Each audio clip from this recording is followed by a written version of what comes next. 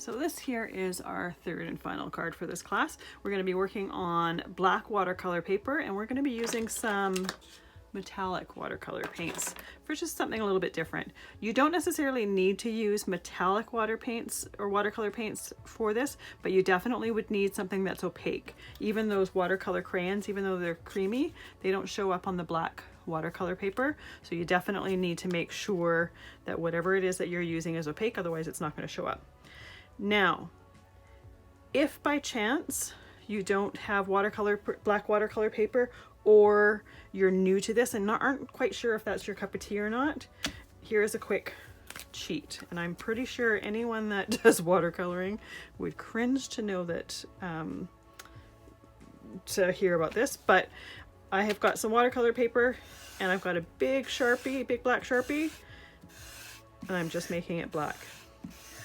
Like I said, if you end up loving watercoloring on the black surface, I would invest in some good watercolor paper that is black, but in a pinch, this will work. The paper is still exactly the same. The black Sharpie is permanent, and quite frankly, my replacement black watercolor paper hasn't arrived on time. I'm still waiting for it, and I didn't want to wait to film this, so that's exactly what I'm doing here. So it's a great way to try it in a pinch, or to see if it's your cup of tea or not.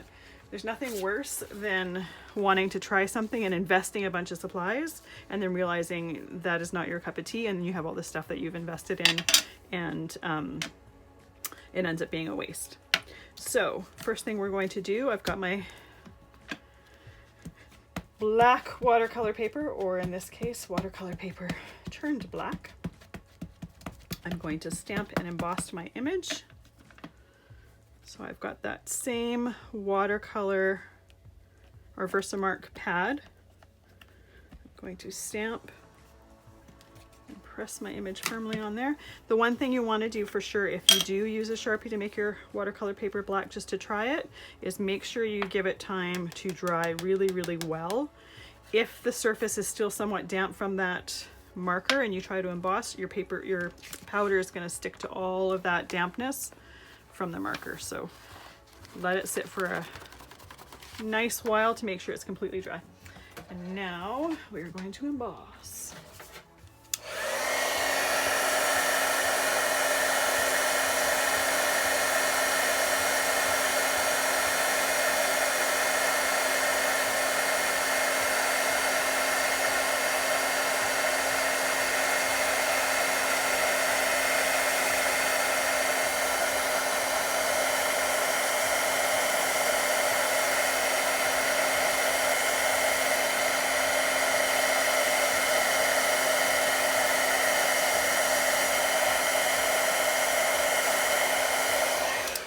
So my image is done. Now I'm going to trim the paper to the right size for the front of my card. Actually, before I do that, let's take this and close it so we don't accidentally knock it over. Move that out of the way. So this needs to be 3 3/4.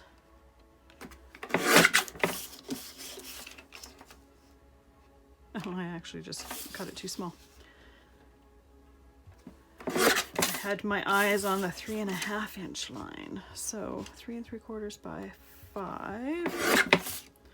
So it's actually just a little bit over 3.5. So it's going to be a little bit narrow, but I'm going to leave it because I don't want to wait for another piece of cardstock to dry.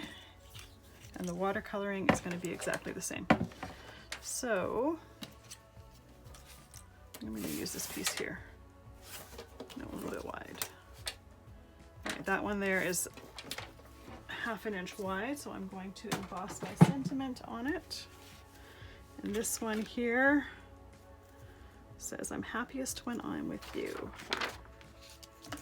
So for the card, I actually went and I stamped and embossed my sentiment, and then I colored it or watercolored it with the green metallic. And I found after I did that you couldn't read the sentiment as well as I would have liked. So I won't be doing that with the sample card.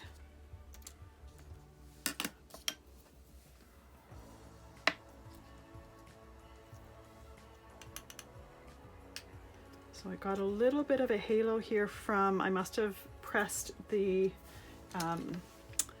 the rubber from the stamp into the Versamark when I was inking my stamp, so I'm going to use a little brush to easily move that out of the way. You definitely want to do that before you emboss though, because if you try to emboss and even if you try to avoid that area, likely the heat is going to melt it and you're not going to be able to remove it. So let's melt that one.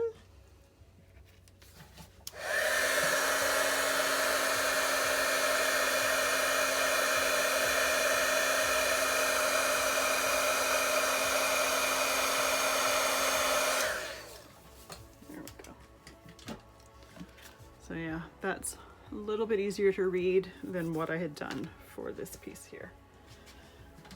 Just something to keep in mind. Sometimes you have great ideas and they work out amazing, and other times not so much. Alright, so I've got that there. This ends up being, let's make this down to 3 inches. And then for the sample card, I'm going to mat it with this color. It kind of brings out that flower there. So I'm going to cut a strip that's a little bit wider than the one that I have here. And then what did I say this was? 3 inches here. So let's do this at 3 1/4. There we go. So that will be ready for when we need it. In the next video, we're going to start doing our watercoloring. We'll see you then.